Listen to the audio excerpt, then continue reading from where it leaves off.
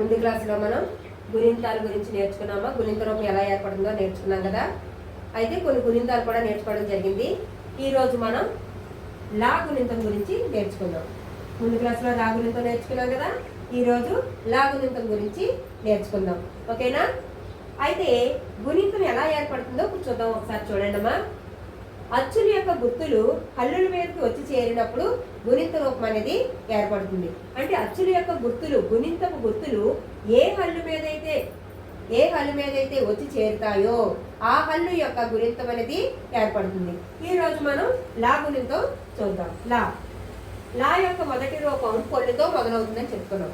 మొదటి రూపం ఎప్పుడు కూడా హల్లు యొక్క మొదటి రూపం పొల్లుతో మొదలవుతుంది. గుర్తు ఏమంటారమ్మా? పొల్లు అంటారు. అయితే లా యొక్క మొదటి రూపం ఏంటమ్మా? లాకి పొల్లిస్తే ఇల్లు. లాకి పొల్లిస్తే ఇల్లు. లా అనే హల్లుకి ఆ అనే అచ్చు వచ్చి చేరితే ఆ యొక్క గుర్తు తలకట్టు. ఆ యొక్క గుర్తు ఏంటమ్మా? తలకట్టు. అంటే ఏమవుతుంది ఇక్కడ? లాకి తలకట్టు ఉంటుందా? ఉండదు కదా. కాబట్టి లా లెటర్ ఎలా ఉందో యాజ్ ఇట్ ఈస్ గా అలాగే రాయాలి. ఓకేనమ్మా? లాకి తలకట్టు అనేది పెట్టకూడదు. లాని లాగే రాయాలి. లాకి పొల్లిస్తే ఇల్లు. లా అనే హల్లుకి ఆ అనే అచ్చు వచ్చి చేరితే ఆ యొక్క గుర్తు దీర్ఘం. ఆ యొక్క గుర్తు ఏంటమ్మా? దీర్ఘం. ఆ యొక్క గుర్తు దీర్ఘం. ఇప్పుడు లాకి ఏం పెట్టాలి? లాకి దీర్ఘం ఇస్తే లా అవుతుంది. లాకి దీర్ఘం ఇస్తే లా అవుతుంది. లాకి పొల్లిస్తే ఇల్లు.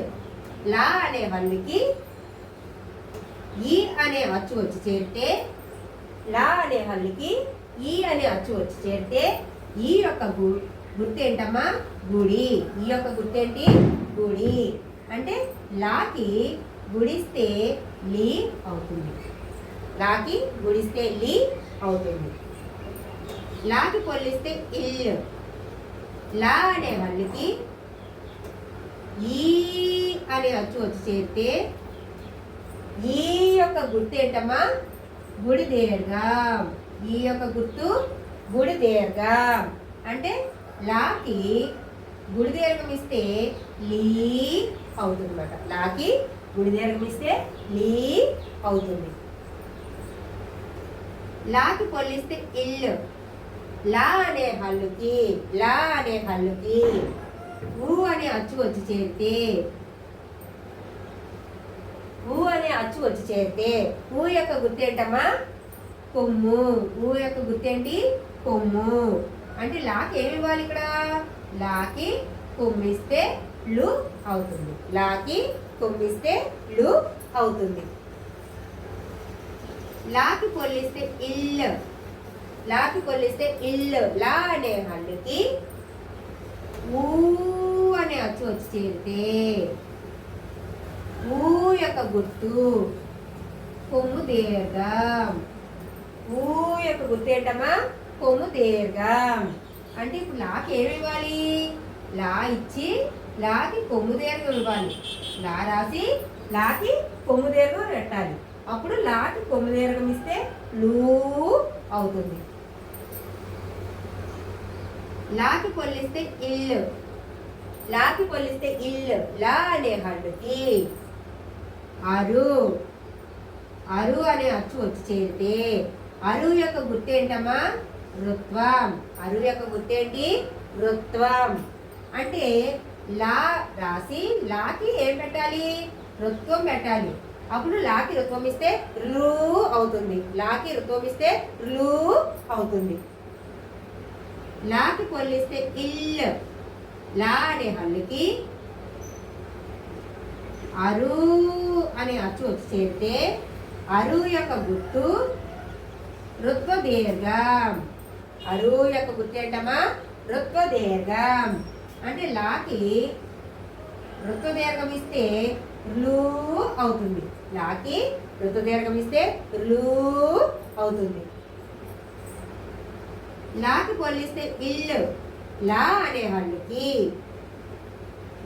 ఏ అనే అచ్చు వచ్చి చేరితే ఏ యొక్క గుర్తు ఏంటమ్మా యత్వం. ఏ యొక్క గుర్తు యత్వం. ఇప్పుడు లాకి ఏం పెట్టాలి? లాకి యత్వం పెట్టాలి. లాకి యత్వం పెడితే లే అవుతుంది. లాకి పొల్లిస్తే ఇల్లు. లా అనే హల్లుకి ఏ అనే అచ్చు వచ్చి చేరితే ఏ యొక్క గుర్తు ఏత్వం. ఏ యొక్క గుర్తు ఏత్వం. ఏ యొక్క గుర్తు ఏంటమ్మా ఏత్వం. ఏం పెట్టాలి ఇప్పుడు? లాకి ఏత్వం పెట్టాలి. లాకి ఏత్వం ఇస్తే లే అవుతుంది. లాకి ఏత్వం ఇస్తే లే అవుతుంది.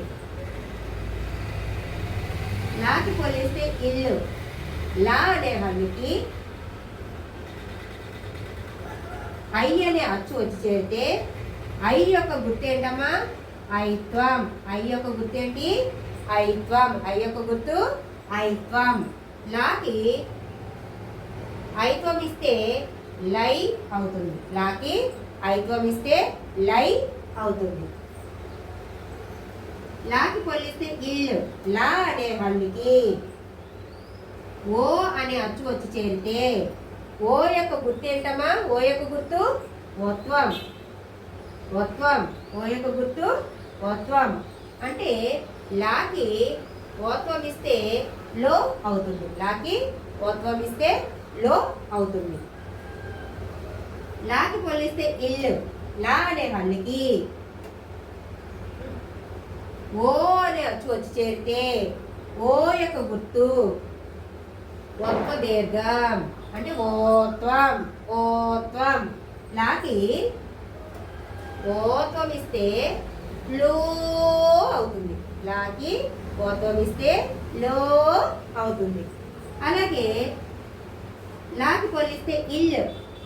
లా అనే హల్లుకి అవు అనే అచ్చు వచ్చి చేరితే అవు యొక్క గుర్తు ఏంటమ్మా ఔత్వం. అవు యొక్క గుర్తు ఏంటి? ఔత్వం. ఔత్వం వచ్చి చేరితే ఏమవుతుంది? లాకి ఔత్వం ఇస్తే లవ్ అవుతుంది. లాకి ఔత్వం ఇస్తే లవ్ అవుతుంది. లాకి పొల్లిస్తే ఇల్లు. లాకి పొల్లిస్తే ఇల్లు. లా అనే హల్లుకి అమ్మ అనే అక్షరం వచ్చి చేరితే అమ్మ యొక్క గుర్తు ఏంటమ్మా సున్నా. అమ్మ యొక్క గుర్తు సున్నా. ఏమవుతుంది ఇక్కడ? లాకి సున్నా పెడితే లం అవుతుంది. లాకి సున్నా పెడితే లం అవుతుంది. లాకి పొల్లిస్తే ఇల్లు. లా అనే హల్లుకి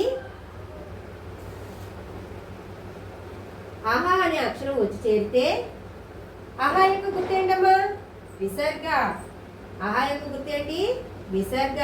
విసర్గ వచ్చి చేరితే ఏమవుతుంది? లాకి విసర్గ ఇస్తే లహ అవుతుంది. లాకి విసర్గ ఇస్తే లహ అవుతుంది. ఈ విధంగా మనం చూసారా లాగులతో రూపం అనేది వచ్చేసింది. అవునా? అంటే మనం ఏం చేసాము? లా అనే హల్లుని తీసుకున్నాము, దానికి అచ్చు యొక్క గుర్తుని పెట్టాము అంతే. లా అనే అక్షరాన్ని తీసుకొని అచ్చుల యొక్క గుర్తులు పెట్టాము, లాగులతో అయిపోయింది. అవునా? లాగులతో ఎలాగైతే చూసారా? లాగానే హల్లుకి గుణితం గుర్తులు యాడ్ చేయడం వల్ల మనకి లాగుణితం అనేది వచ్చింది. ఓకేనా? లాగుణితానికి తలకట్టు, లాకి తలకట్టు ఉండదమ్మా. లాని అలాగే రాయాలి. ఒకసారి చూసుకోండి. లాగుణితం పలికే విధానం ఎలా ఉందో ఇప్పుడు చెప్తాను, వినండి. లా. లాకి దీర్ఘం ఇస్తే లా. లాకి గుడిస్తే లీ. లాకి గుడి దీర్ఘం ఇస్తే లీ. లాకి కొమ్మిస్తే లు.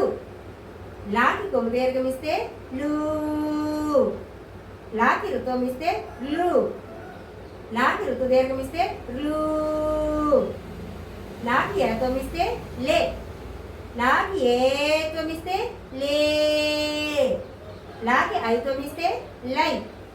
లాకి ఓత్వం ఇస్తే లో. లాకి ఓత్వం ఇస్తే లో. లాకి ఔత్వం ఇస్తే లవ్. లాకి సున్నా పడితే లం. లాకి విసర్గిస్తే లహ. ఈ విధంగా మనకి లాగుణితమైనది వచ్చిందమ్మా. ఈరోజు మనం లాగుణితం చెప్పుకున్నాం కదా. ఓకేనా? మీకు ఈ వీడియో నచ్చినట్లయితే లైక్ చేయండి, షేర్ చేయండి, అలాగే సబ్స్క్రైబ్ చేయండి. మరిన్ని వీడియోల కోసం బెల్ సింబల్ని యాక్టివేట్ చేసుకోండి.